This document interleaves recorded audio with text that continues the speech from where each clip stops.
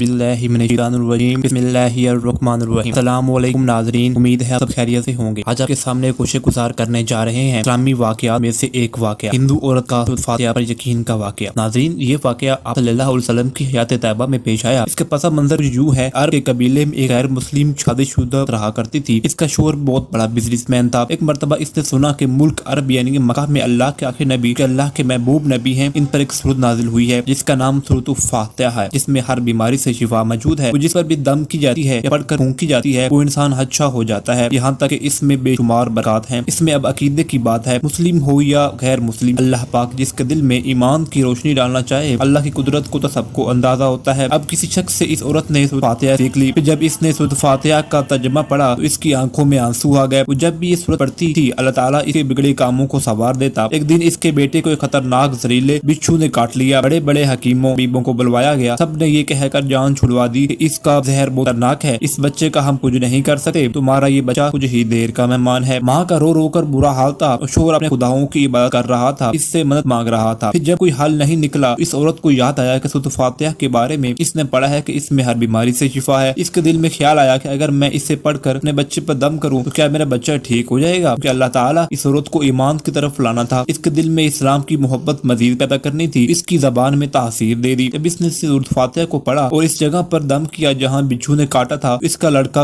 उठकर बैठ गया। जब इसने सूरत फातिहा का पानी दम कर बच्चे को पिलाया तो उठकर ऐसे खड़ा हो गया जैसे किसी बिच्छू ने कभी काटा ही नहीं था। इसका शोर दौड़ता हुआ इसके पास आया और कहने लगा, किसी तबीब ने और किसी हकीम ने इसे ठीक नहीं किया तो तुमने ऐसा क्या अमल किया तो ये बच्चा ठीक हो गया। इसने कहा, कुछ भी तो नहीं, बस एक सूरा है जो हर बीमारी को ठीक कर देती है। बस वो मुझे याद थी, मैंने पढ़कर अपने बच्चे पर दम किया और इसका पानी पिलाया। ये देखो कैसे ठीक हो गया हमारा बच्चा। इसका शोर बजाय खुश होने के इससे नाराज हो गया कि ये तुम क्या जादू टूने कर रही हो। इसकी बीवी कहने लगी, जिंदा सही सलामत हमारा बच्चा, वरना हम बिछड़ने वाला था। इसने कुछ ना सुना और अपनी बीवी को डांटने लगा क्योंकि ये इस्लाम से नफरत करता था। जब इसकी बीवी यही अमल करने लगी तो इसको अपनी बीवी से नफरत होने लगी। अब इसने इस पर जुल्म करना शुरू कर दिया। हर रोज इसको मारता पीटा और कहता, अब मैंने तुम्हारे मुंह से सूरत सुनी तो याद रखना मैं तुम्हारी खाल खींच लूंगा। इसको अल्लाह ताला के कलाम पर बिल्कुल यकीन नहीं था, जबकि इसकी बीवी को अल्लाह के कलाम पर बहुत यकीन था। अब इस औरत को अल्लाह ताला ने किस तरह मदद की, ये भी बड़ा आप ईमान फरोज वाक़या है। इस औरत का शोहर जब घर से